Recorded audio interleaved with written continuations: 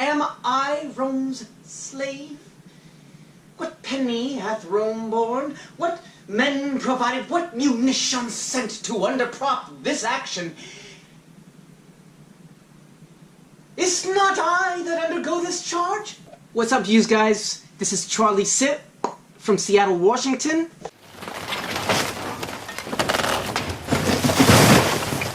Today I'm bringing you a two-part video. You're gonna get one today and then one tomorrow, if everything goes really well. And maybe a bonus video. We'll see how that one goes. So the first video is gonna cover how to prepare your audition like me. What you're gonna need, how to do it, the step-by-step procedures. Number two, your slate, your presentation, the actual audition day. What do you do on that day? And maybe I'll bring you with me on one of my auditions. And maybe part 3, the bonus video, we'll see how it goes. It's gonna be all about how I did on my audition. So the reason I'm doing this in the first place is because I'm taking you on the journey that I'm taking right now as I audition for the productions of Timon of Athens. Timon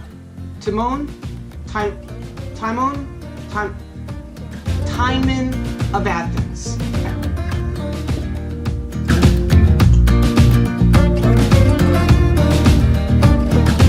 Okay, so the very first part we're gonna do, I'm gonna show you exactly what you're gonna need. So let's start right here. Alright, so the very first thing you're gonna need is a glass of water. Right there. Make sure that you have lots and lots of water to drink because you want to make sure that your voice doesn't get hoarse. My voice always gets hoarse. You don't like a hoarse voice because hoarse voices are too hoarse. They're not fun to be hoarse. Second thing you're gonna need is some stress ball thingamabobbles with the bells inside. Because when you roll those around in your palms, you get really, really calm. And if you start stressing about how your things go, then you want to make sure you've got some balls in your hand. Third thing you're gonna need, a spiral notebook. This thing right here is where you're gonna write down all of your stuff. And we're gonna cover what all of that stuff is, but there's a lot of stuff that you're gonna wanna write on that spiral notebook. So make sure you've got a spiral notebook. The fourth thing you're gonna need, this is the Riverside Shakespeare. It is a complete works by William Shakespeare, which means it has all of his plays, it has all of his monologue things, what do they call them? It just has all of his plays in it, and that's all you gotta know. The Riverside Shakespeare is a really, really good one. I don't know why. Now, if you don't have a complete works of William Shakespeare, you can just get a one-book play that has just the one play in it, and I suggest the Arden Shakespeare because anytime that I'm doing a show, the Arden is the one that's recommended because it's very comprehensive, it has a lot of footnotes, there's a lot of references in there that help you understand what you're talking about, so that's the Riverside. The fifth thing you're gonna need,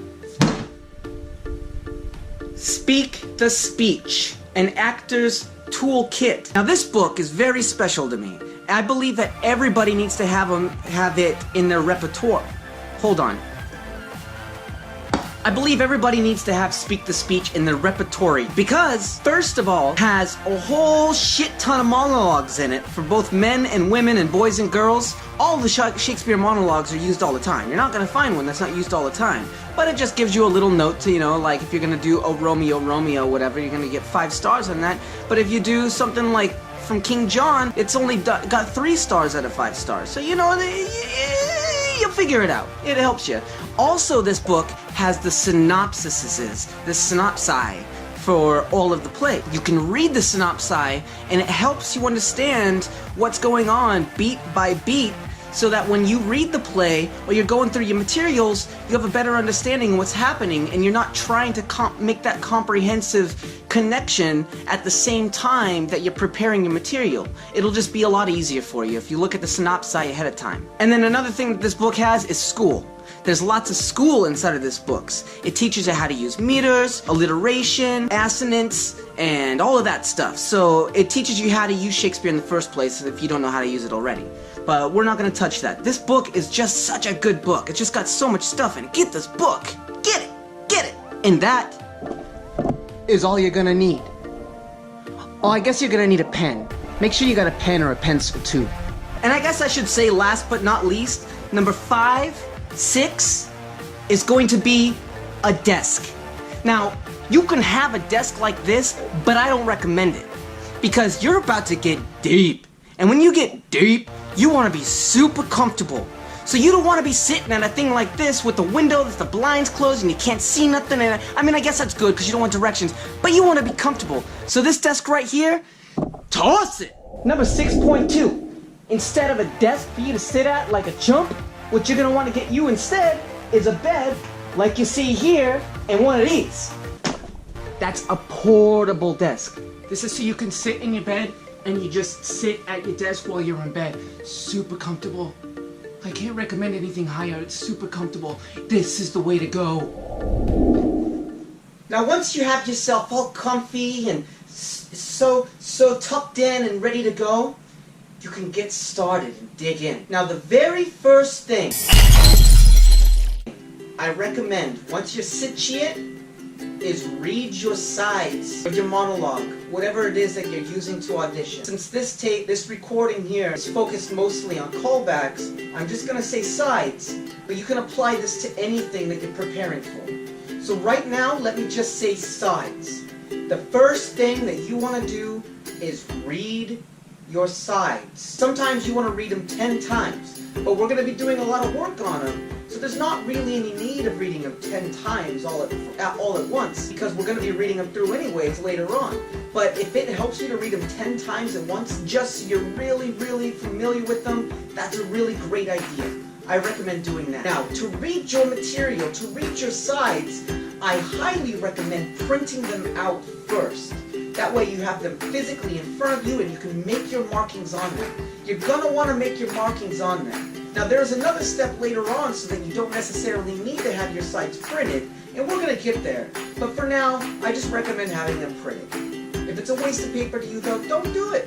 Instead, get your computer, pull up your sides there, and then just start reading your sides on your computer.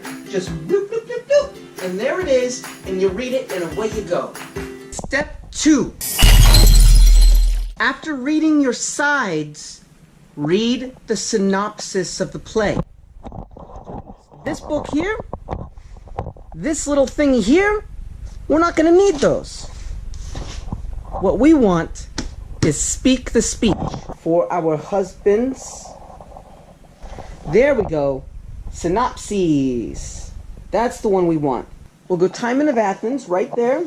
1001. Way in the back of this book. What are we going to learn? So, Timon of Athens. This is the synopsis here. And all the way here. And then once we get here, then there's commentary. And sometimes that helps you. This one says, picturing the playwright's process. This one says, a narrow escape from oblivion. These are just notes that the writers put in here to help with some of the clarification of what you're reading in the synopsis. So once you've read the synopsis, first of all, pause this video and read your synopsis. I'll be waiting.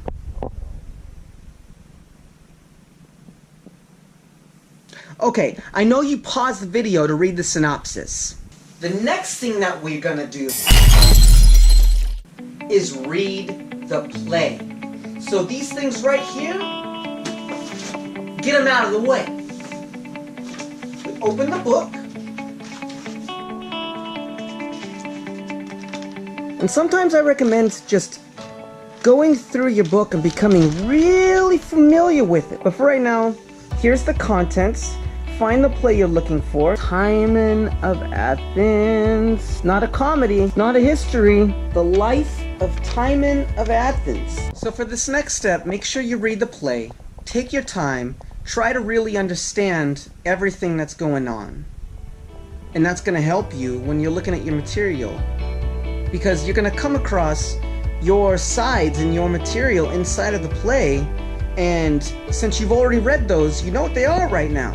So as soon as you get to them in the play, you're going to be like, hey, that's the part that I'm auditioning with. That's my sides. And so you're going to place extra special attention to it, and you're going to understand what's happening right before those sides happen and what happens right after those sides happen. So you're going to understand the trajectory of the stakes and the emotional content, and you're going to know everything that's happening around there. So all of a sudden the sides make a lot more sense. It's not just words now, but there's context around the words. I also recommend when you're reading the play through, when you get to the part where your sides are or your monologue is, to note all the given circumstances of those particular scenes. What your character is doing, who they're talking to, what their emotional state is, what the weather is like. Is it a crowded area or is it private? Are you in a dining area? Are you in a public space? Are you in a private space? You know, every little detail. Just note every little detail of what's going on, because all of those things are going to inform you when you start creating that character for your audition. Woo!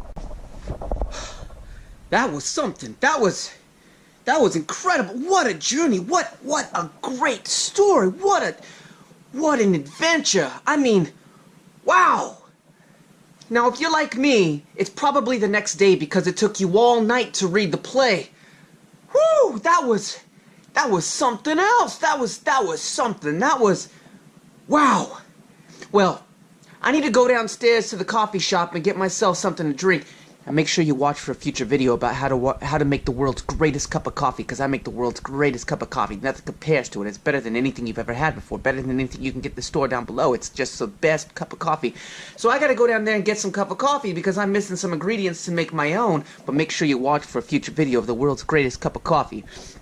So, after I go down there and I get my caffeine and I'm ready to come back and talk to you guys, we're gonna get to work. Give it 2 shakes and we are gonna get back to it.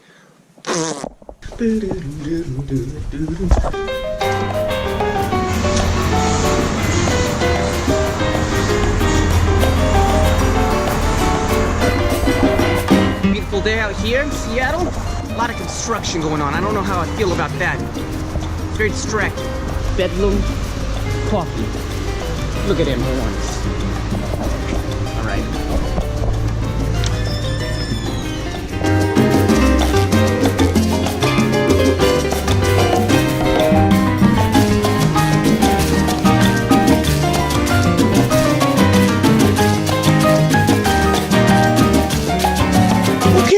Back at home, got my coffee, got my book. I'm about ready to go. Spiral notebook right there.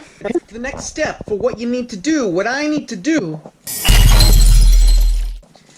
Go back to where your material is, the monologues or the sides.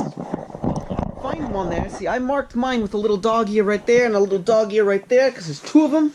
We're going to go through, and now that we understand what's happening before and after, we're going to start writing down all of the given circumstances surrounding the scene.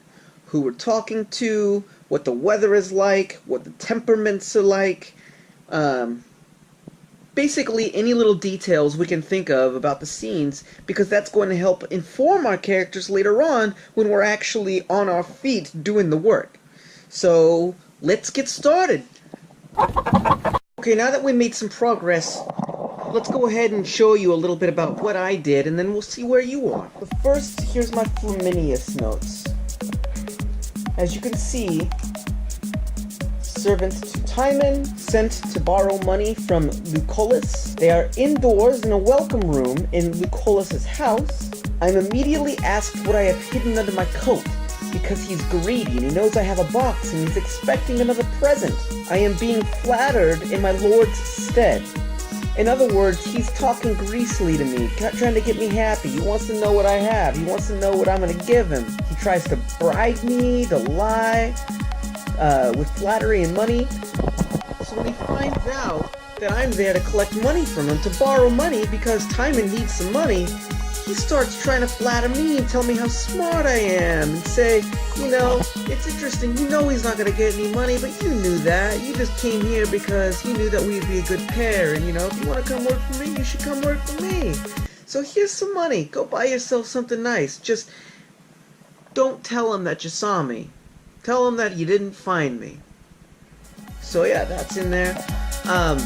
but try to get some of the details. Unfortunately, you know, I wasn't able to get some weather conditions, time of year, stuff like that, time of day. A lot of that stuff, I did not find that in here. But those are all things you want to take note of, because obviously, if it's mentioned in there, if it mentions that it's winter, then you want to pretend it's cold. If it mentions that it's at nighttime, then visibility probably isn't that great. Remember, they don't have electricity. Everything's by candlelight or lamplight or torchlight or light. Went through the entire scene, so what led up to the part that this material is from, the actual material itself, and what followed. And I just took notes of every little thing. So now I have details of everything that's happening around my actual material, and I can prepare accordingly. Alright! We're almost there. Now the next major step that I like to take before we start really digging into the meat of it is writing it out. Now what I like to do, you get your spiral notebook so that you have it completely open. On one side, write out what your side or monologue is. Double space it. You know, if it takes a couple of pages, it takes a couple of pages. But go ahead and write it out and double space it, because you wouldn't want to leave space in there so you can leave notes later on when we get to it. Now across from it, or on the next page if you have to, write out the monologue again, but use your own voice. In other words, paraphrase it. Just help yourself understand what it is that you're saying. Now, at this point in time, there might be a lot of words in there that you don't understand, a lot of vocabulary you're not catching on to, and that's okay. We're going to get to that later on. But for now, just write out the monologue, and then on the other side, just whatever it is that you think you understand, go ahead and paraphrase it. And right there is going to take you a long way into becoming more and more familiar with it, and helping you understand down the road exactly what you're saying, so that when we do start taking it apart, you're going to be leaps and bounds ahead of the curve as far as your preparation and readiness to go. Okay, so I have everything copied over. I've got the monologue written down. I've got it double spaced on here, and I've also got everything paraphrased. Now, you know, it's not important. The paraphrasing is not important. It's just one extra step, one extra exercise to help you focus on the text and think about what it all means, what it's all saying. So, I mean, once you've written it, you're never going to look at it again. It doesn't matter. Or maybe you will. Who knows? The point is, those extra minutes that you take to actually think about it and write it down go a long way in helping you get closer to the end result, the final product. This is my monologue, double spaced. I ended up going with the first one that goes with the upset guy, just because it sounds like he's a little closer to me. It'll be better for a monologue for me to find something that's a little more natural. So I've already started some of this with these arrows that I have written here, but that's going to be the next step, is getting into this stuff. I'm going to want to get on my feet and maybe go somewhere else when we start doing that, because, you know, choosing a desk in the bed is probably the best thing you could possibly do for this kind of work, but sometimes you just need to stretch your legs and find a different place. So once we get to the next step, I'm going to do that. But let's just cover this. So now that I've got the monologue double spaced here, I've got it written exactly as it is in the book. On the next page over, I just paraphrased everything. So it's not very good, but it doesn't matter. Like I said, it just helps me think about it, just that one extra step. So add these to the melted, molten metal I hope you choke upon and die from, you parasite of a friend that's nothing like him. Your friendship is so strong, is it forgotten in 2 days? God damn! I'm just as pissed off as my master. This douchebag has been a guest of my master and feasted with him. Why should he walk away from all fat and happy when my master is becoming financially destroyed by these feasts? I wish he would get sick from all those feasts. And when he's dying of cancer, let nothing my master provided for him help him whatsoever to get better, but rather keep him alive just a little longer so that he will suffer even more. So yeah, this guy's pretty pissed off and kind of dark if you think about it. I mean, that's some pretty dark shit. I hope that everything my master gave you, I hope that all those feasts that you ate from keep you alive just a little bit longer so that you'll suffer even more. That's pretty intense. Okay, so now that we've paraphrased everything, we've got all the stuff double spaced and written out, now we're gonna actually start doing some table work. So let's go ahead and find another comfortable place to go. Got it? Get it? Whoa! Alright! What do you think? This is a pretty cool spot, right? I can still lounge on the couch, which you can too if you do this at home. And we're in a completely different place. I can stretch my legs, get comfortable, and get right down to work. So let's do this.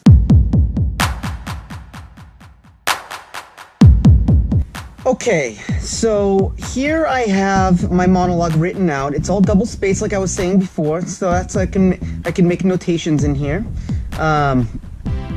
The very first thing we want to do is add meter to this thing. So meter is, well, I don't know, Google it. It'll tell you exactly what the definition is. But I'll tell you, there are 10 beats in Shakespeare's regular meter. What do they call it? In verse? I think it's called verse. So it goes like this. This is actually a bad line to use because it doesn't really fit, but let me go to, say, right here. Has friendship such a faint and milky heart? Has friendship such a faint and milky heart? 10. Now, a lot of the lines you're going to encounter have sometimes less than 10 or more than 10. And what that means is that there's a change happening within the character, usually within the character, because if they're talking, obviously it's not something that's happening outside of the character, although I suppose it could. If you've got your verse and it's just 10 beats per line, 10 beats per line, 10 beats per line, 10 beats per line, that means that the character is being consistent, that they are clear-headed, there isn't any emotional irregularity, or at least heightened emotional irregularity. So right here, when it says, may these add to the number that may scald thee. See, that's 12. That's a count of 12. And that's not right. So what that's telling me is that something is happening when this character is saying it, where they're breaking the meaning. There's something that's emotionally heightened. And in fact, indeed, what is actually happening at this point, this character is taking the coins that the other character, the guy he's yelling at, just gave him. So this other guy just gave him some coins. He's taking these coins and he's throwing them back at the guy. And he's saying, F you. He's saying, keep your damn coins, melt them down, choke on them. I hope they burn you from the inside out. So there's an emotional intensity happening right there, and that's why the meter has irregularity to it. Something extraordinary is happening. So let's just go through and mark up the meter on all these lines, okay? Okay, so I finished with the meter here. The only thing I really want to point out is these 3 spots where I put these arrows on the outside. This is where the meter on these lines was irregular. I put the arrow, I just connected the lines of however many lines it took to correct those things. When he is turned to poison, oh, may diseases only work upon it. And when he's sick to death, let not that part of nature. So if it's always starting with the feminine beginning, with this soft beginning, and then a hammered masculine ending with this hard, so it's when he, if you read the meter like that, then it should always start with soft and then end with hard. But in order to make that work with these 3 lines, I had to change from 3 syllables on upon it to just 2 syllables and upont. And by doing that, it made everything end up working out and it came out cleanly. So go ahead and look through your text and make sure that you've got it all straightened and you know exactly what you're doing there. Get it all straightened, and that'll just inform you a lot about, first of all, how to say the words. Sometimes if you're saying too many syllables, you're not reading the text right, and you want to make sure you get everything out right. And yeah, so go for it. Next, I'm going to go through and just mark some important things, and we'll cover those now. Okay, now for the next step. And that is just breaking down the text, clarifying things. Obviously, number 1, what you want to do is go through and note any of the words in there that you don't understand, if they're not making sense to you in this context, and just look them up. If you have a lexicon, great. If you don't, then use good old Webster's. That'll tell you a thing or two. Now that you've got all the words figured out, oh wait, let me give you a moment to do that. Now that you've got all the words figured out, go ahead and read through your material and find any shifts, whether that be mood shifts or tactic shifts or subject changes, anything that's a major change in the text, and we'll call those beats, and then just go ahead and write a line and separate those beats from each other. So you know there's something going on here, and then if there's something different going on here, then you know you're going to want to make different choices when you get to that. And let's clarify that. But once we have them broken down, you'll know that, oh, I should be doing something different at this point. And so that's what we're going to do. After you have your beats figured out, go ahead and go through the text and just underline words that you feel like are significant, words that you should emphasize or hammer strength. Once you've got all those words underlined, then go through and look for words that rhyme or connect to each other. If you've got words that are if there's words that are repeated, then there could be significance behind them, circle them. If there's words that are rhyming with each other naturally as you go along, then circle them. Find all of those words and those things, and those are just going to be tools for you to play with when you're actually performing the text. Okay, so now what you can see here is that I have done a whole lot of work on this thing. Now, I've circled a lot of words, I've drawn the lines between the circled words. Most of these are just rhyming for me. A lot of them have meaning behind the rhymes, like you're supposed to connect them. A lot of them are just coincidental. But I just went through and marked everything. There's quite a few words that I underlined, and like I said, those are words of emphasis. Again, I underlined way more than we'll actually use, but I'm just pulling them out ahead of time so that they're ready. And the more and more you go through this, the more and more it makes sense to connect these things and emphasize these things, and the more and more it makes sense to pull some of those away and get rid of them. So I just went through and marked the whole thing up. For example, I've got these and thee, I've got damnation, disease, I've got friend, himself, I don't know how that connected there, disease, friend, himself has, himself has, friend, friendship, faint, heart, himself, heart, turns to, my master's passion, my master's or master's passion. I've got his and has and him all in the same line, his, has, and him in the same line, mine and meat, why and thrive, turn to, nutriment. You know, the list goes on and on and on, and we're gonna go ahead and just take it as it is. Continue this work, make your notes, you know, put your ideas down. That's why we double space it. We made room for all this. And yeah, see where you get. For instructions on what all this breakdowns is and what all this means, YouTube is a great educational tool. If you really want to break it down and get it, and if you like forgotten how stuff works, first of all, get Speak the Speech. Second of all, just watch some YouTube tutorials and it'll help you really understand what all this breakdown is. I'm just giving you a brief thing to help you prepare for your audition. BAM! So the last bit of work we're going to be doing on this before I move on, this is more for you to use as a tool, but just go through and identify the emotional changes and the emotional arc in your character. And I feel like that would be very, very informative as you move on, when you start putting this stuff on its feet, just having an idea of where you're at, where you start emotionally, where you end emotionally, how you get there, what your journey is like. And I guess it's a good thing to know what your journal is like too, but you know. All right, that was some really great work, everybody. That's phenomenal. We did so much. We got so far. You've got so much on paper now.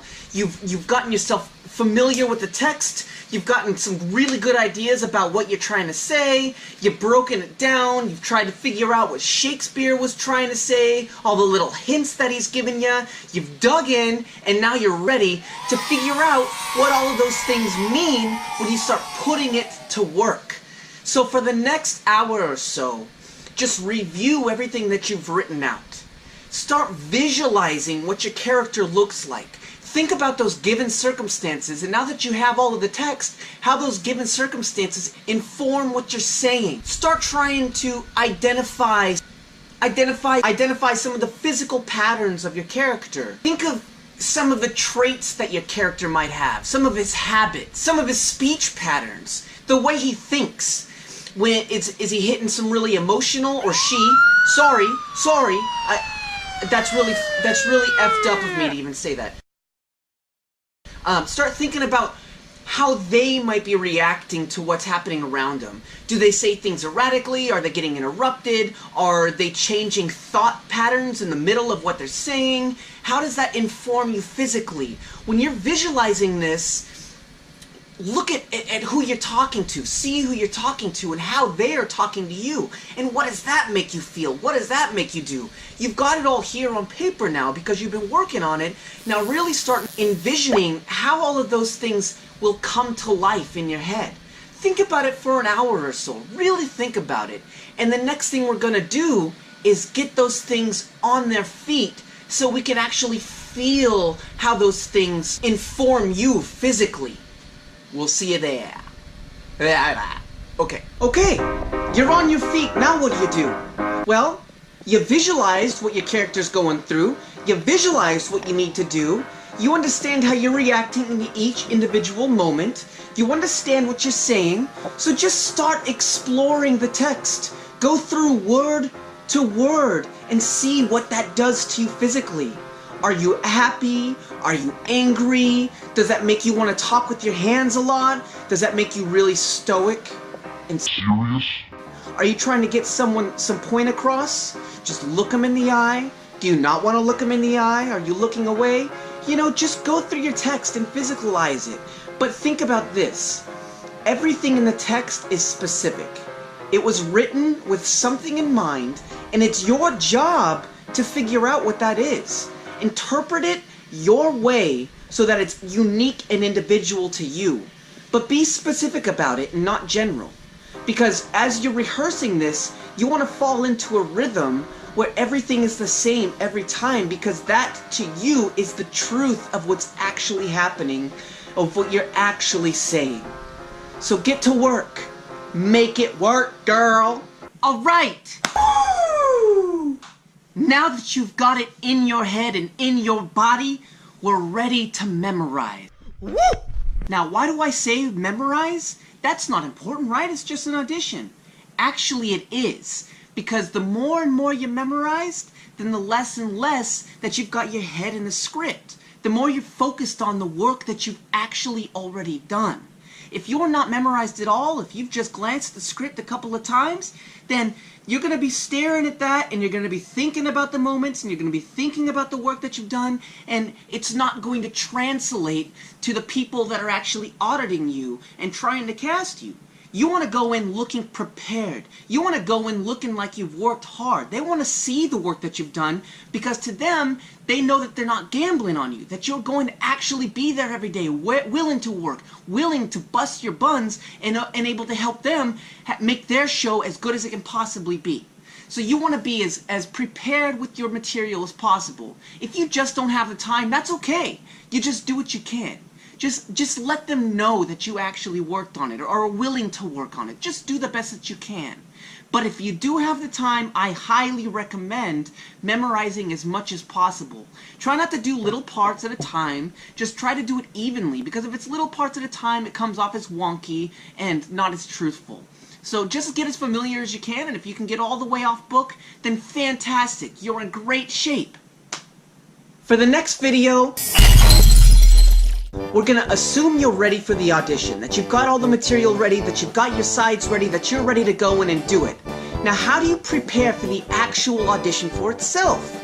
How do you get yourself ready? How do you get your mind in the game? How do you behave once you're actually in the room? What do you do while you're waiting to go into the room? So the actual day of part of the getting ready is what we're gonna do in the next video. So make sure that you watch for that to come out, because I'm gonna make sure, well, I'm gonna do my best to have it come out the following day. So hopefully if you're watching this video, then maybe it's right around the corner. Or hey, it's there already.